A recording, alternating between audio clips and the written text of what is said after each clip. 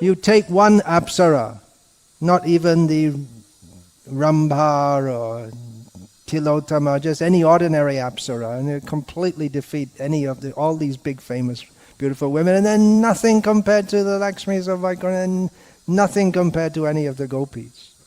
Nothing. So we can understand Krishna is the supreme enjoyer. Okay, now we got back to it. He's God. He is God. This is the best definition of God. All-powerful, yeah. Yeah, definitely he's all-powerful. Don't contest that. All-powerful. Well, that's the whole point, isn't it? In Vrindavan, he's not all-powerful. That's what makes it so delicious. Well, that's one of the things that makes it so. He's all-powerful, he's all-knowing, he's all-pervasive, all-pervading. Both all-pervasive and all-pervading. We find in Vishnu Sahasranam. There are different names.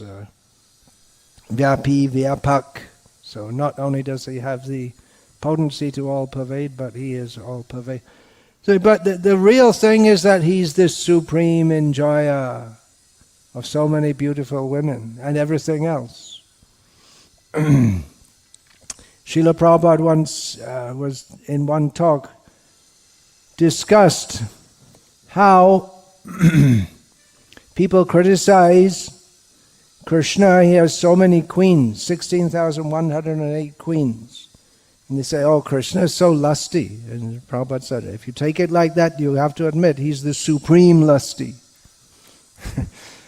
You cannot fulfill your lust with 60. You may desire to do so, that's your rascal number. Another time, in America, one professor came to see Prabhupada, Bengali, so I'm told. And he was insisting, Krishna is immoral because he dances with others' wives.